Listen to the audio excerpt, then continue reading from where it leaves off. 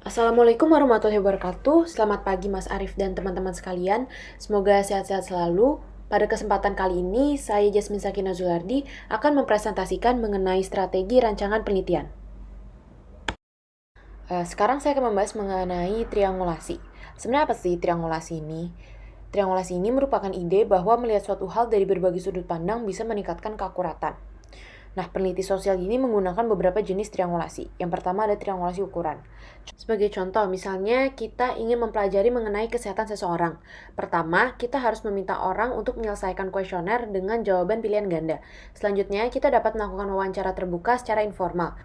Lalu kita juga dapat meminta pasangan hidup seseorang mengenai catatan kesehatan orang tersebut.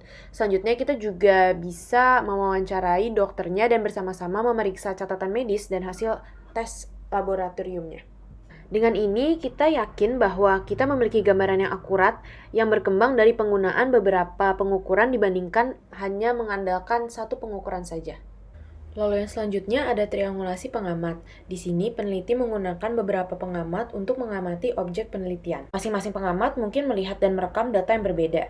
Nah, dengan menggabungkan yang dilihat dan dialami oleh kedua pengamat ini, diharapkan dapat menghasilkan gambaran yang lebih lengkap daripada hanya mengandalkan salah satu pengamat saja. Lalu yang ketiga ada triangulasi teori. Triangulasi teori ini membutuhkan penggunaan perspektif teoritis majemuk untuk merencanakan penelitian atau menginterpretasikan data. Nah, setiap perspektif teoritis ini memiliki asumsi dan konsep.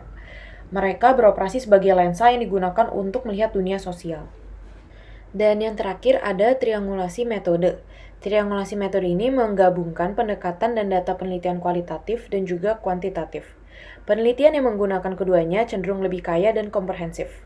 Pencampuran keduanya terjadi dalam beberapa cara, bisa dilakukan secara berurutan atau juga dilakukan secara bersamaan. Pada pembahasan selanjutnya, saya akan membahas mengenai orientasi kualitatif dan kuantitatif dalam penelitian. Dalam semua penelitian, peneliti berupaya mengumpulkan data empiris secara sistematis dan juga mengkaji pola tersebut sehingga mereka dapat lebih memahami dan juga menjelaskan mengenai kehidupan sosial. Namun, perbedaan antara pendekatan penelitian dapat menimbulkan miskomunikasi dan juga kesalahpahaman. Oleh karena itu, di sini terdapat beberapa sumber perbedaan dari penelitian kualitatif dan juga kuantitatif. Perbedaan yang pertama ini terletak pada sifat dari data itu sendiri. Data lunak yang biasanya berbentuk kata, kalimat, foto, dan simbol biasanya menentukan strategi penelitian kualitatif dan teknik pengumpulan berbeda dari data keras. Data keras ini biasanya berbentuk angka yang digunakan dalam pendekatan kuantitatif. Selanjutnya, perbedaan terletak pada prinsip mengenai proses penelitian dan juga asumsi tentang kehidupan sosial. Dalam studi kuantitatif, peneliti lebih mengandalkan prinsip positivis dan menggunakan bahasa variabel serta hipotesis. Sementara itu, dalam studi kualitatif, peneliti lebih mengandalkan prinsip-prinsip dari ilmu sosial interpretif ataupun kritis. Pada poin ketiga, perbedaan yang bisa kita lihat adalah tujuan dari penelitian itu sendiri.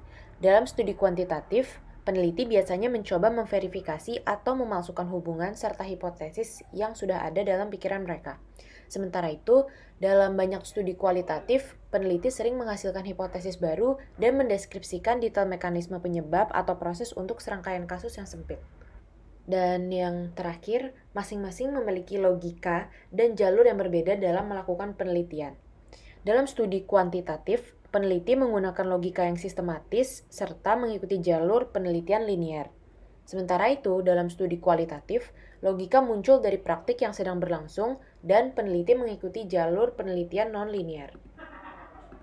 Lalu, selanjutnya saya akan membahas mengenai logika. Apa itu rekonstruksi logika? Nah, ini adalah suatu penekanan penggunaan proses penelitian yang eksplisit.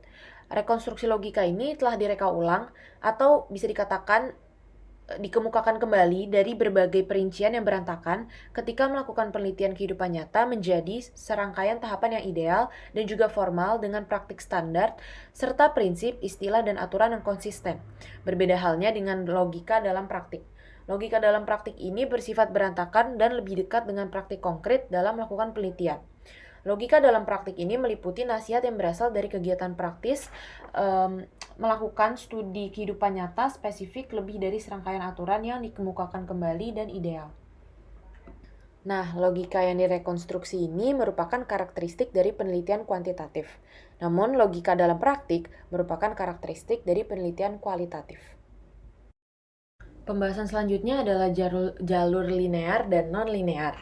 Bila menggunakan jalur penelitian linear, kita mengikuti urutan langkah yang tetap seperti tangga yang mengarah ke atas dalam satu arah. Dengan mengikuti jalur ini, kita bergerak dengan cara yang langsung dan sempit menuju kesimpulan. Sebaliknya, jalan penelitian non-linear mengharuskan kita untuk melewati langkah-langkah yang berurutan. Kita mungkin bergerak maju, mundur, dan ke samping sebelum maju lagi. Hal ini lebih mirip spiral dari tangga lurus. Kita bergerak ke atas tetapi perlahan-lahan dan tidak langsung. Dengan setiap siklus atau pengulangan, kita dapat mengumpulkan data baru dan mendapatkan wawasan baru juga. Ya, pada pembahasan selanjutnya saya akan membahas mengenai objektivitas dan juga integritas. Dalam penelitian kualitatif, peneliti di sini mencoba untuk bersikap adil dan juga netral dalam kegiatan penelitian. Lalu peneliti juga sering mencoba untuk memperoleh pengetahuan langsung yang mendalam tentang latar penelitian ini. Lalu selanjutnya, di sini peneliti tidak ingin untuk menjauhkan diri dari orang atau acara yang mereka pelajari. Lalu di sini terdapat 4 bentuk validasi lain dalam penelitian kualitatif. Yang pertama, mengevaluasi berbagai bentuk bukti dan memeriksa konsistensinya. Lalu yang kedua, volume besar catatan tertulis rinci di sebagian besar studi kualitatif. Dan yang ketiga, validasi berasal dari pengamat lain. Lalu yang keempat, kejujuran ini dibuat dengan cara mereka untuk mengungkapkan hasil secara publik. Di samping itu, dalam studi kuantitatif, peneliti mengandalkan prinsip replikasi, mematuhi prosedur standar, mengukur dengan angka, dan juga menganalisis data dengan statistik. Peneliti mencoba meminimalkan atau menghilangkan faktor subjektif manusia dalam studi kuantitatif. Lalu saya akan membahas mengenai pertanyaan penelitian yang telah direncanakan sebelumnya dan yang darurat. Pada intinya, memfokuskan pertanyaan adalah langkah dalam proses mengembangkan hipotesis yang dapat diuji. Kebanyakan penelitian kualitatif ini dimulai dengan topik yang samar-samar atau didefinisikan secara longgar. Topik yang spesifik muncul perlahan-lahan selama penelitian dan mungkin berubah arah berdasarkan bukti baru. Sementara itu, dalam penelitian kuantitatif, para peneliti ini mempersempit topik menjadi pertanyaan yang terfokus sebagai langkah perencanaan yang terpisah sebelum mereka menyelesaikan rancangan penelitiannya. Dalam penelitian kualitatif, para peneliti dapat menggunakan data untuk membantu mempersempit fokus. Sebaliknya, dalam penelitian kuantitatif, para peneliti harus fokus tanpa mentaat data atau menggunakan teknik lain. Mungkin itu merupakan perbedaan-perbedaan pada fokus penelitian dari kedua jenis penelitian ini. Setelah itu, dalam penelitian juga terdapat keterbatasan seperti keterbatasan waktu, biaya, lalu akses ke sumber daya, persetujuan dari pihak berwenang, masalah etika, dan juga keahlian. Selanjutnya, saya akan membahas mengenai berbagai persoalan rancangan kualitatif. Di sini terdapat 6 poin penting, yaitu bahasa kasus dan konteks, grounded theory, konteks menjadi penting, bricolage, kasus dan proses, dan yang terakhir, interpretasi. Pada poin pertama, saya akan membahas mengenai bahasa kasus dan konteks pada penelitian kualitatif. Para peneliti ini jarang sekali menggunakan variabel, menguji hipotesis, atau membuat pengukuran yang tepat dalam bentuk angka. Kebanyakan penelitian kualitatif dibangun berdasarkan asumsi bahwa bidang tertentu dalam kehidupan sosial pada hakikatnya bersifat kualitatif. Untuk alasan ini, data kualitatif tidak tepat atau kurang tepat tetapi sangat bermakna. Para peneliti tidak mencoba untuk mengubah kehidupan sosial yang aktif dan berubah-ubah menjadi suatu variabel atau suatu angka. Namun, mereka meminjam ide atau sudut pandang dari orang yang mereka pelajari dan menempatkan mereka dalam tatanan alamiah yang mudah berubah-ubah. Para peneliti tidak memeriksa variabel, sebaliknya, mereka memeriksa motif, tema, perbedaan, dan perspektif.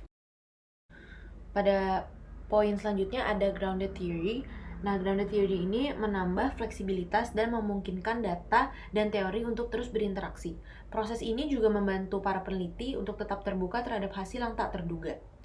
Para peneliti dapat mengubah arah penelitian dan bahkan mengabaikan pertanyaan penelitian awal di tengah-tengah proyek apabila mereka menemukan sesuatu yang baru dan menarik. Nah, dalam grounded theory ini, para peneliti membangun pengamatan khusus menjadi konsep yang lebih luas. Ia menyusun data pengamatan dan kemudian terus membentuk berbagai prinsip atau tema yang menghubungkan konsep-konsep tersebut. Dibandingkan dengan cara lain untuk berteori, grounded theory ini cenderung kurang abstrak dan lebih dekat dengan observasi konkret atau peristiwa tertentu. Selanjutnya ada pembahasan mengenai konteksnya menjadi penting. Dalam penelitian kualitatif, kita biasanya menekankan konteks sosial karena arti dari suatu aksi sosial, peristiwa, ataupun pernyataan sangatlah bergantung pada konteks yang muncul. Konteks sosial ini bisa mencakup konteks waktu, spasial, emosional, dan juga sosiokultural. Konteks dari suatu kejadian secara signifikan akan mewarnai makna dari kegiatan tersebut. Dengan makna kontekstual yang berbeda, kegiatan atau perilaku yang sama mungkin memiliki konsekuensi yang berbeda. Lalu, konteks ini lebih dari sekedar peristiwa sosial, perilaku, dan juga pernyataan untuk memasukkan benda-benda fisik. Sebagai contoh, satu pistol itu bisa menjadi objek seni, bagian dari hobi rekreasi, elemen kunci dalam melakukan tindakan kejahatan, ataupun sarana perdamaian sosial dan perlindungan masyarakat. Maka dari itu, tanpa memasukkan konteks di sekelilingnya, kita tidak bisa menetapkan makna pada suatu benda. Dan selanjutnya, saya akan membahas mengenai bricolage.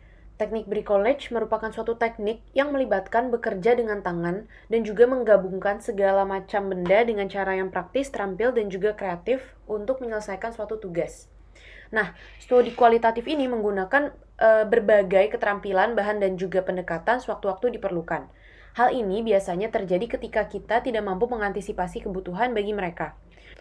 Proses pencampuran bahan-bahan sumber yang beragam, menerapkan pendekatan yang berbeda-beda, dan merakit berbagai potongan menjadi satu kesatuan merupakan analog untuk bricolage dari pengrajin terampil yang mampu menciptakan atau memperbaiki berbagai hal dengan menggunakan berbagai hal yang tersedia pada saat itu. Nah, selanjutnya ada kasus dan proses. Kita dapat membagi semua penelitian sosial empiris menjadi dua kelompok, yaitu studi kasus dan juga kasus silang. Kebanyakan penelitian kualitatif ini menggunakan pendekatan berorientasi kasus yang menempatkan kasus bukanlah variabel. Nah, di sini para peneliti menelaah berbagai aspek dari beberapa kasus. Studi kasus ini cenderung menghasilkan penjelasan atau interpretasi yang kompleks dalam bentuk plot yang berkembang ataupun cerita narasi mengenai orang atau peristiwa tertentu. Hal ini tentunya juga membuat perjalanan waktu yang terpadu dalam penjelasannya. Seringkali penekanan dari penelitian kualitatif ini menjadi urutan peristiwa, seperti apa yang terjadi pertama, kedua, ketiga, dan seterusnya. Hal ini berfokus pada proses untuk membantu mengungkapkan cara persoalan berkembang, konflik yang muncul, ataupun hubungan sosial yang berkembang. Lalu pada poin selanjutnya, saya akan membahas mengenai interpretasi. Penelitian kualitatif memberikan makna data, menerjemahkannya, atau menjadikannya untuk bisa dimengerti.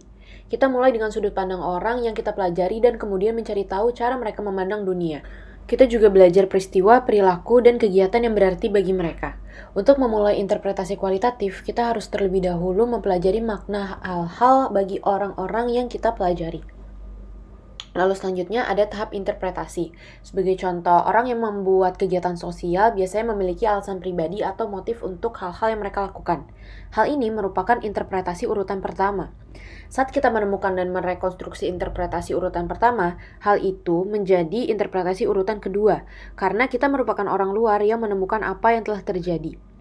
Dalam interpretasi urutan kedua, kita memperoleh koherensi atau rasa makna mendasar dalam data.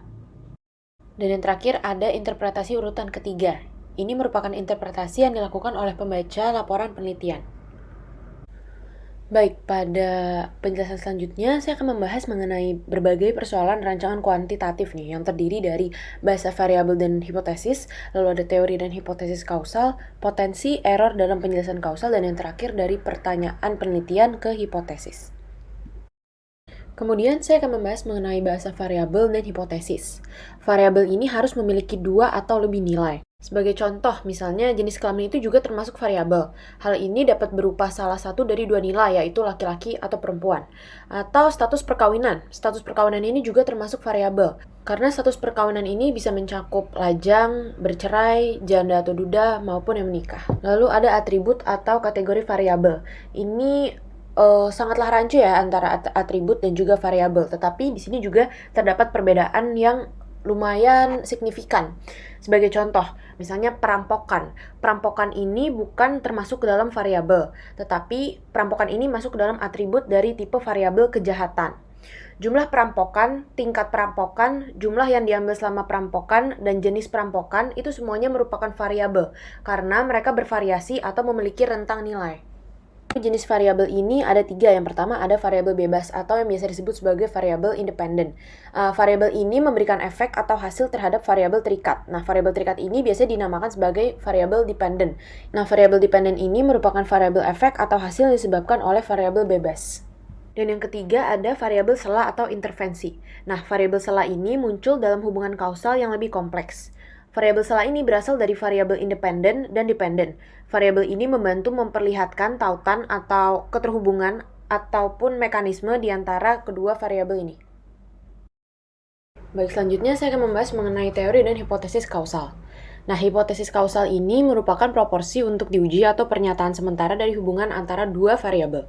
Hipotesis ini merupakan dugaan mengenai cara dunia sosial bekerja yang dinyatakan dalam bentuk nilai yang netral. Nah, hipotesis ini menjadi suatu hal yang penting karena hipotesis ini merupakan alat yang kuat untuk kemajuan pengetahuan. Mengapa demikian? Karena meskipun dirumuskan oleh manusia, mereka dapat diuji dan dibuktikan benar atau salahnya terlepas dari nilai-nilai dan keyakinan manusia. Lalu di sini kita bisa melihat 5 karakteristik dalam hipotesis kausal. Yang pertama, hipotesis ini memiliki setidaknya 2 variabel, lalu hipotesis mengungkapkan hubungan kausal atau sebab akibat antara variabel-variabel tersebut. Lalu yang ketiga, hipotesis dapat dinyatakan sebagai suatu prediksi atau harapan hasil masa depan.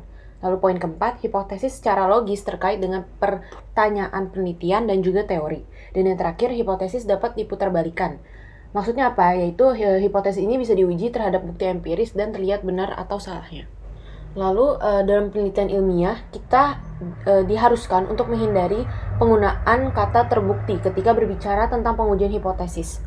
Mengapa demikian? Karena dalam ilmu sains ini kita menyadari bahwa pengetahuan itu bersifat tentatif dan bahwa menciptakan pengetahuan merupakan proses yang berkelanjutan yang menghindari upaya mengakhiri secara dini.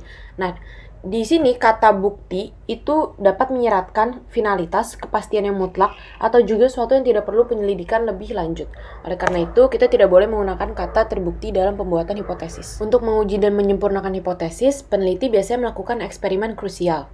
Dengan ini, hipotesis dari dua teori yang berbeda akan saling berhadapan dalam eksperimen krusial ini, dan salah satu teori akan tersingkir dari kompetisi. Lalu, saya akan membahas mengenai jenis hipotesis. Yang pertama ada logika dari hipotesis yang bertolak belakang. Nah, logika ini digunakan untuk hipotesis nol yang berdasarkan pada ide bahwa bukti empiris yang mendukung itu menyebabkan lemahnya kasus untuk keberadaan suatu hubungan. Lalu, yang kedua ada hipotesis nol. Nah, di sini saya akan memberikan suatu contoh. Misalnya, Sarah percaya bahwa siswa yang tinggal di asrama kampus mendapatkan nilai yang lebih tinggi daripada siswa yang tinggal jauh dari kampus dan pulang pergi ke perguruan tinggi. Nah, hipotesis nolnya ini adalah bahwa tidak ada hubungan antara tempat tinggal dan juga nilai. Nah, di sini peneliti menggunakan hipotesis nol dengan hipotesis alternatif yang sesuai atau hipotesis eksperimental.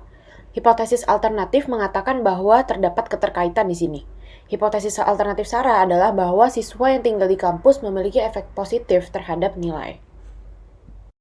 Lalu di poin nomor 4 ada hipotesis berlaras ganda. Sebagai contoh, kita mengatakan bahwa kemiskinan dan tingginya konsentrasi remaja dalam suatu kawasan menyebabkan kejahatan properti meningkat.